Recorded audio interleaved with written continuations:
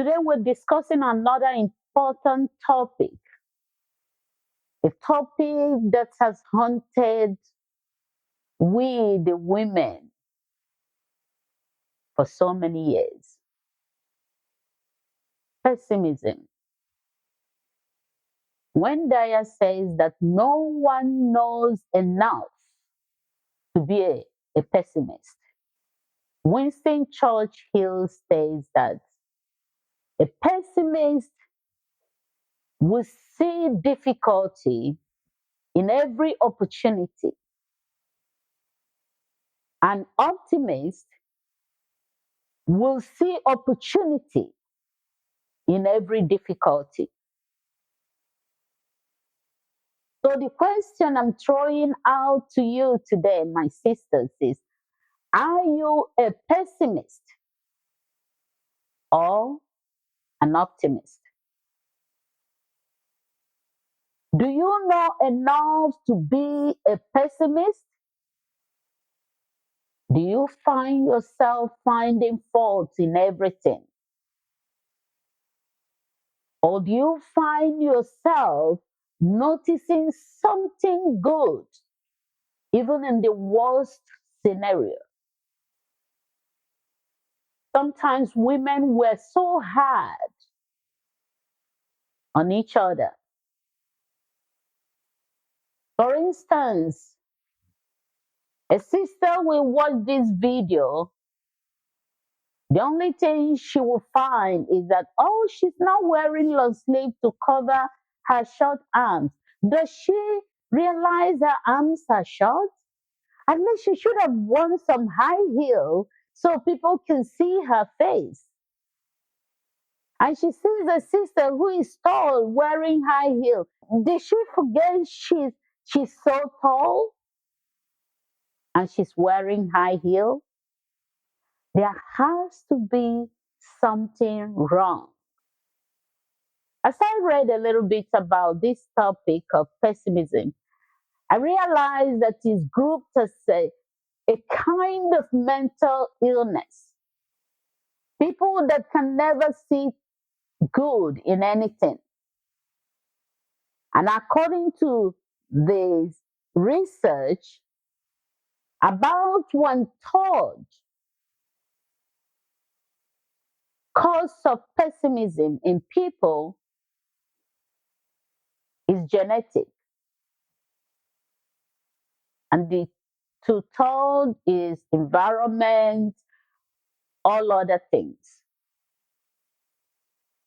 Is this something that can be changed? Yes. We can change from becoming or being a pessimist to optimist. No one knows enough to be a pessimist.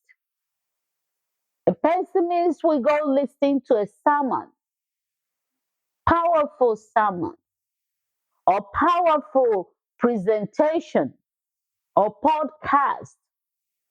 The only thing they will take from that powerful, enriching presentation is, if he has done it a little bit this way, or she has done it a little bit that way, could have been nice.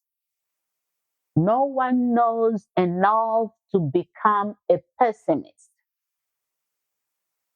A pessimist will judge how you speak, your dialect, your accent, how you walk, how you crawl. They will find something wrong in everything.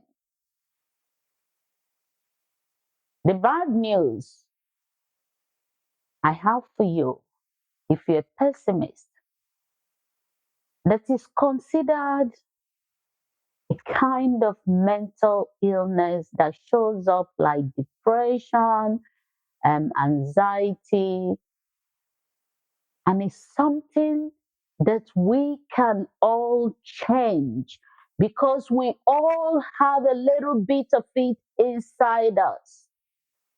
When we change the way we look at things, the things we look at change. I believe that this is not totally mental illness. It's a habit.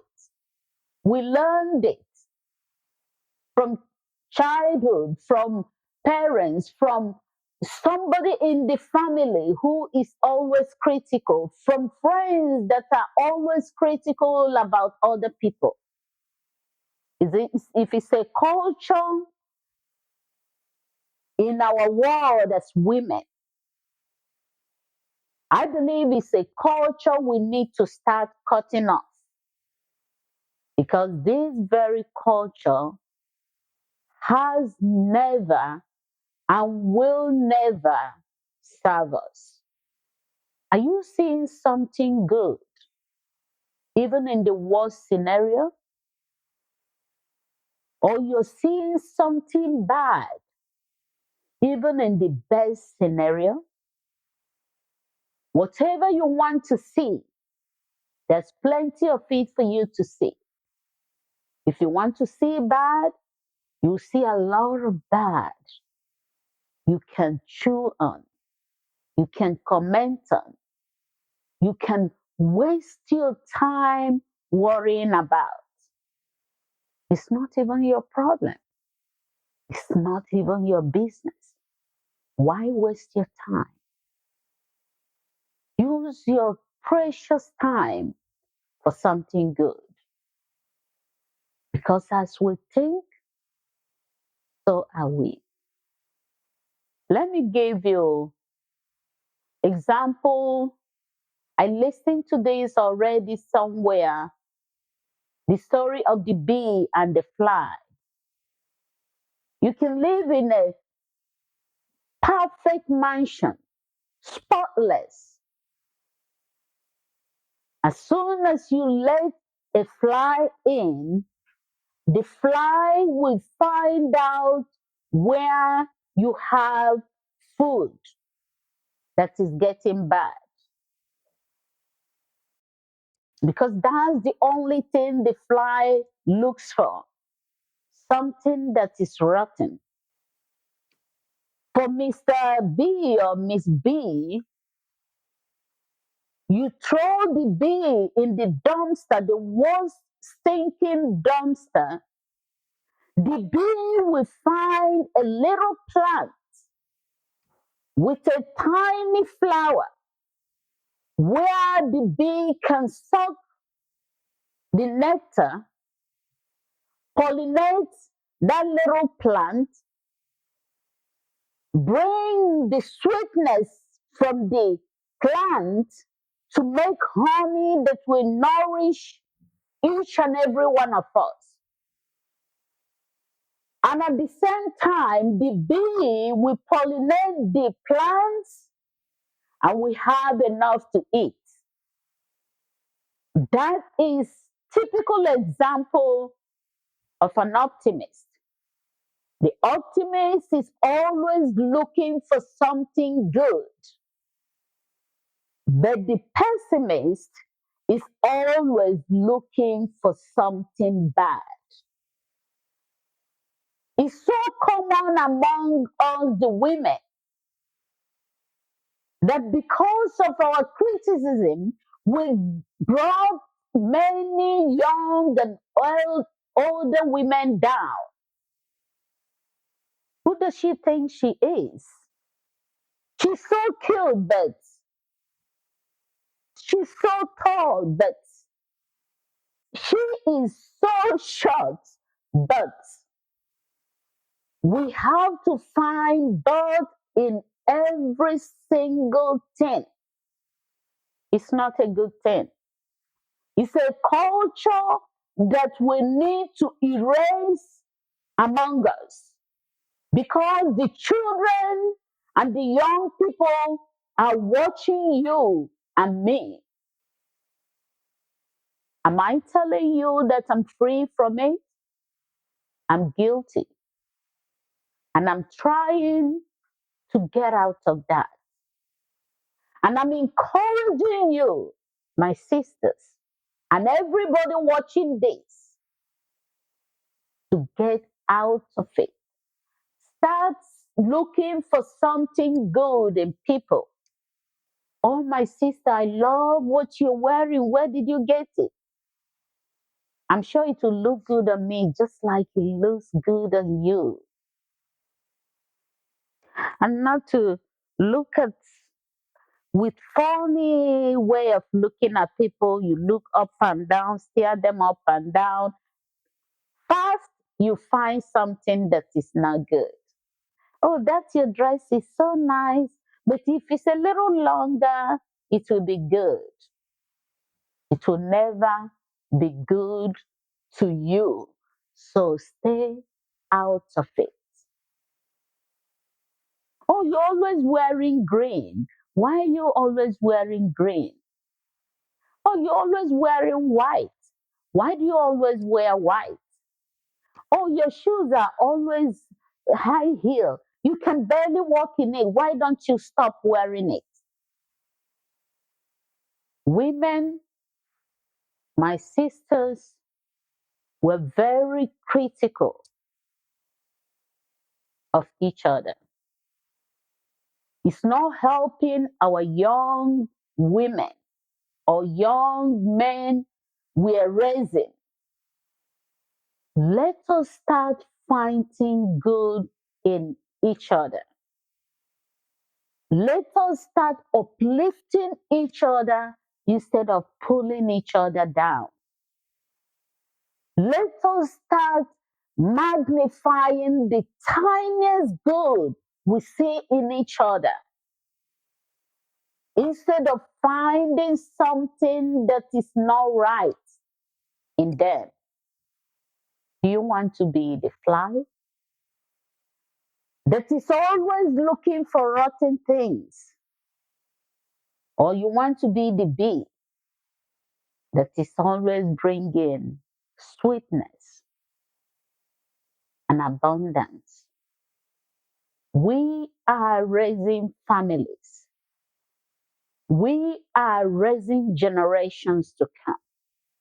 Let us start changing the way we do things. Let us start uplifting each other and avoid bringing each other down. Let us start encouraging each other when they are going into a path instead of discouraging them.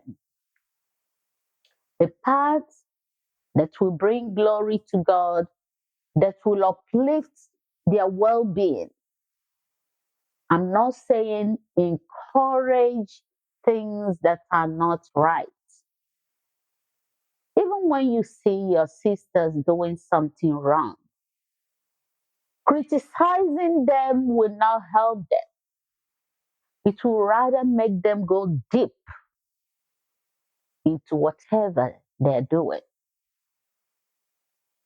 Because they will say, nobody cares about my well being anyway.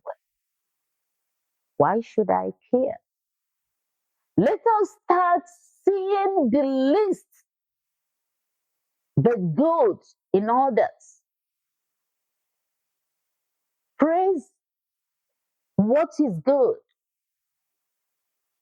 Encourage when somebody is not doing something right. Just encourage,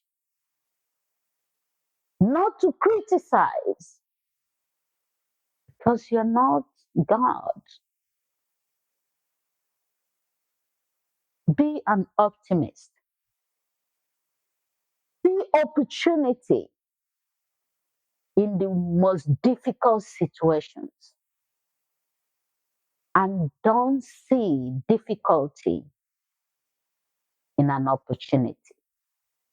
Encourage, uplift. That is the only way we can continue to grow. That is the only way we can raise generations that can only see the good in others. Let's uplift and not to bring down. Because when we uplift each other, there is great blessing. But when we continue to pull each other down, we're pulling ourselves down, we're pulling our families down because we're transferring our negative attitudes to the children and young people we are raising. When your grown up kids see that you always find something good in others, they will try to start seeing something good in others. But when they always see you finding fault in others, there's no incentive for them to find something good in others. They will think is the right thing to do. Throw your analytic spirit away and embrace the spirit that can find the least in others and encourage and uplift it. That tiny attribute you encouraged will blossom to something great. Let's praise our children. Let's teach them how to see something good in others and not something bad always. Because seeing something bad out of everything has never served us, it has damaged us. So let's start seeing something good in others and uplift it, encourage it, encourage the person. Oh, you did so well. Oh, that sermon you preached today touched my heart. Not, oh, that sermon was so good, but if you can, maybe they don't even need your opinion or my opinion.